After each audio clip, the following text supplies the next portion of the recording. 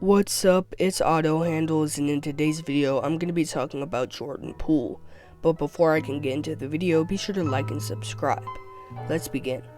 Jordan Poole looked depressed in the videos that surfaced online after his trade, and honestly it's easy to understand why. Imagine going from a championship contending team, mentored by the greatest shooter of all time, to waking up the next day as a member of the worst team in the league. That's the reality Poole faced. There are several reasons why Golden State decided to move on from him. Poole was clearly on the rise, flashing potential and showing glimpses of brilliance, but for every highlight play he made, there was often an equally frustrating mistake. That's just part of the way he plays, with flair, confidence, and creativity. When it works, he's a hero, but when it doesn't, the blame falls squarely on him, and in Golden State that happened frequently.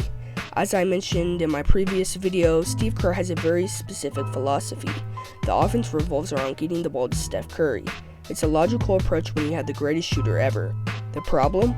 Poole thrives with the ball in his hands. When the clock winds down in crucial moments, he's not thinking about passing to Curry, he's thinking, it's my time.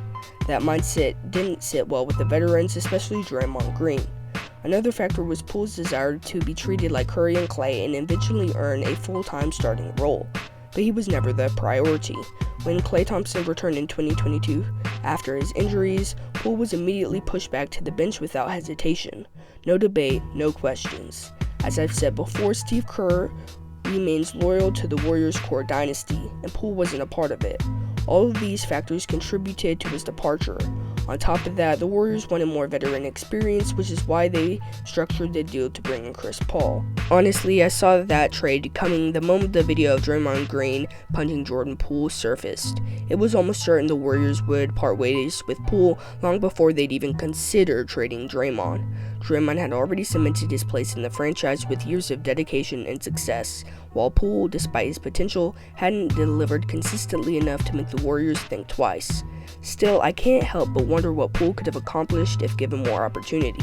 He was electric during the 2022 playoffs and played a huge part in the Warriors' championship run. Without him, there's no way they'd pull it off. But even though Golden State wanted to replicate their 2022 success, they weren't interested in keeping one of the key reasons for that run: Jordan Poole. Jordan's first season in DC couldn't have gotten much worse. Remember how I mentioned his carefree, creative style of play, the kind that can lead to either a highlight reel moment or land him on shacking a fool? Well, this time we only got the worst part of it. His debut season with Washington felt like a non-stop cycle of lowlights. One viral clip sums it up perfectly.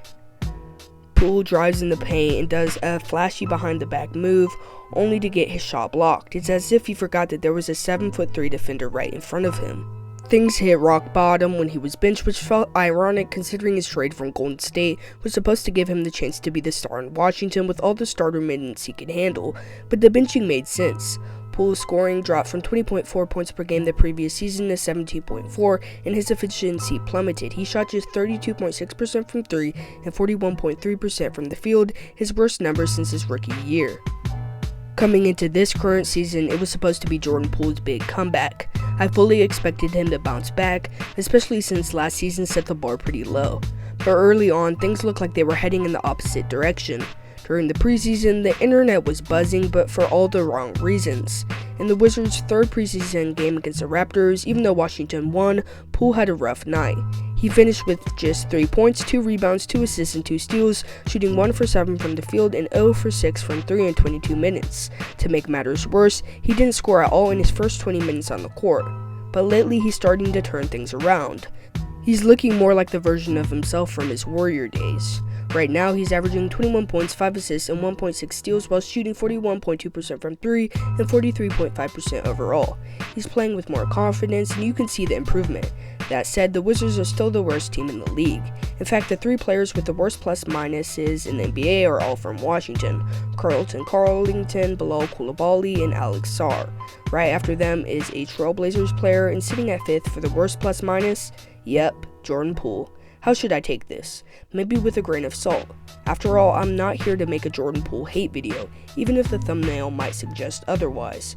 The stats aren't always pretty, and he's had his share of bad moments, but I believe he can improve. I'm not going to be harsh about his negative 244 plus minus, because let's be real, he's playing on the worst team in the league. If I'm Jordan Poole, here's exactly what I do. My contract is up in 2026, and there's no way I'm signing an extension with the Wizards. The moment my deal ends, I'm heading straight for a contender. Let's be honest, nothing good is happening in Washington. They're the league's punchline for a reason. I'm sure their front office is banking on hitting the draft lottery and landing Cooper Flagg. But if I'm Poole, I'm not interested. The Wizards have a long road ahead before they can be considered competitive, let alone taken seriously.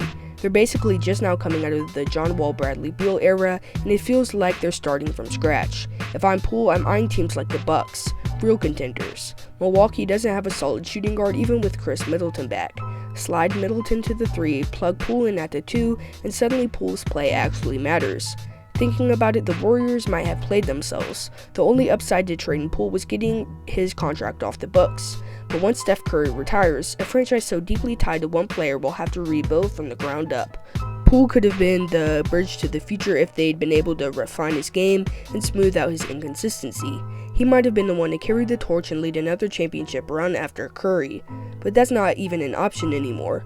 Golden State made their choice and there's no undoing it. And although it's easy to make fun of Jordan Poole, especially because of all the lowlights, you have to understand where his career is at. He's on one of the worst teams in basketball, and he probably misses being on the Warriors with Curry and Clay and Draymond Green. But now it's kind of going to test his character and see how good he really can become. He's in one of the worst positions possible, and it's only up from here. But what do you think? What contender should Jordan Poole join when his contract is up? Tell me in the comments section below. Until next time, peace.